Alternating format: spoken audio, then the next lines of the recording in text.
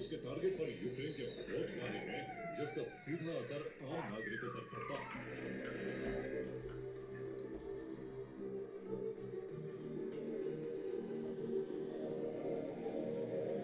बीते 24 घंटे में रूस ने यूक्रेन पर 260 ड्रोन और 16 मिसाइलों से हमले किए, जिसमें कीव, खार्किव, पोलतावा, चेकार्सी, सुमी और ज़ाइटोमिर को निशाना बनाया है। लेकिन यहाँ रूस ने किसी सैन्य ठिकाने को टारगेट नहीं किया, बल्कि उसके टारगेट पर सिर्फ और सिर्फ नागरिकों से जुड़े अहम ढांचे थे।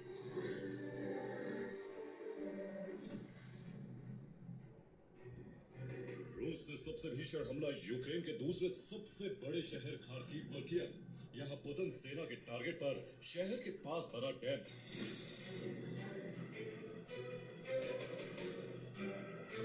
रूस ने पेचेनी ही डैम पर हमला किया। दावा है कि यहाँ 4 ड्रोन दागे गए, जिसके बाद जबरदस्त धमाके देखे।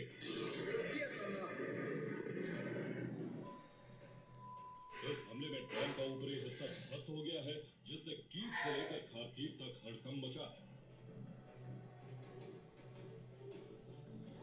ये डैम सिवर्स्की डोनेट्स नदी पर बना है। डैम के ऊपर मौजूद सड़क तबाह हो गई, जिसके बाद ट्रैफिक को बंद कर दिया गया। डैम की मरम्मत के लिए इंजीनियर्स 24/7 काम कर रहे हैं।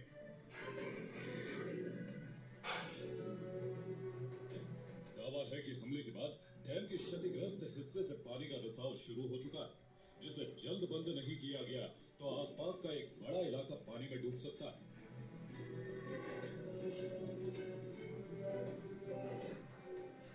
हालांकि ज़ेलेंस्की की टेंशन सिर्फ इतनी ही नहीं, अगर ये डैम ध्वस्त हुए तो खार्किव यूक्रेन के हाथ से जा सकता है।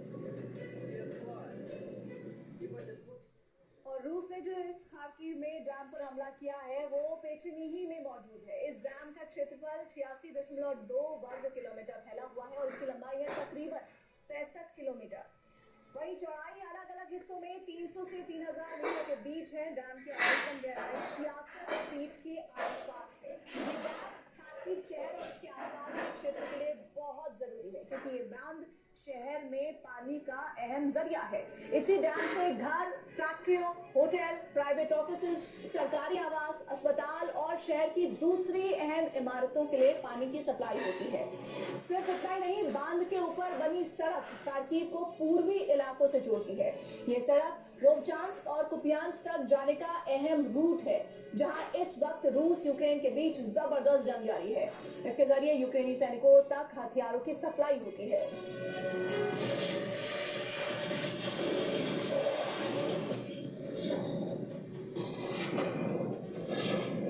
रूसी हमले के कारण सर्दियों के मौसम में एक तरफ पावर कट से सब कुछ ठप हो गया, तो वहीं डैम पर हमले से लोगों की मुश्किलें और बढ़ गई। कड़ाके की सर्दियों में बाढ़ के डर से लोगों को घर छोड़ना पड़ रहा है। ऐसे में जगह जगह ज़ेलेंस्की के खिलाफ प्रदर्शन हो रहे हैं।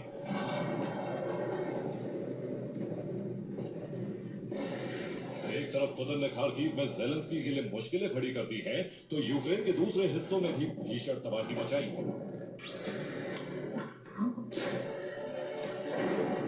सुमी में एक बहुमंजिला इमारत पर हमला किया गया। दावा है कि इस इमारत में ज्यादातर डॉक्टर और नर्सों के अपार्टमेंट। हमले में पूरी इमारत जलकर राख हो गई। पार्किंग एरिया में खड़ी गाड़ियां भी जल गई।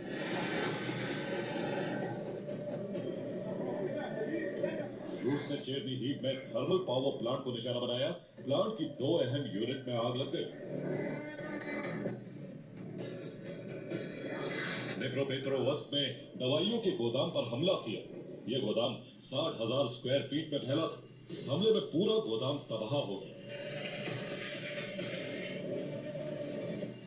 पोलतावा में भी हीटिंग प्लांट पर हमला किया गया, जिसके बाद से कई इलाकों में गर्म पानी और गैस की सप्लाई ठप है।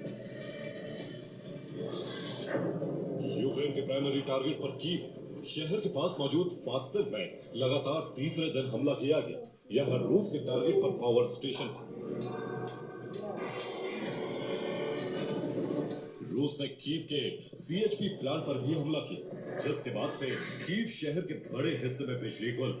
कई जगहों पर दिन में महज 9 घंटे ही बिजली की सप्लाई हो रही।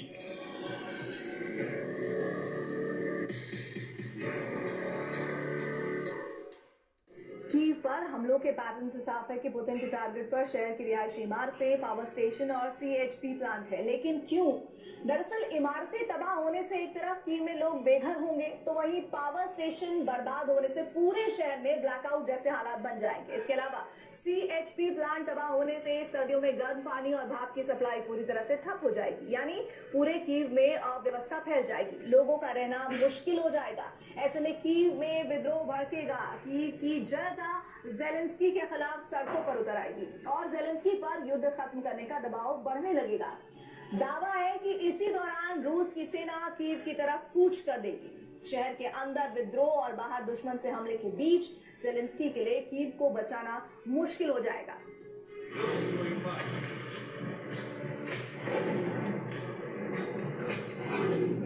पुतिन के निर्देश पर एक तरफ रूसी सेना नागरिक इंफ्रास्ट्रक्चर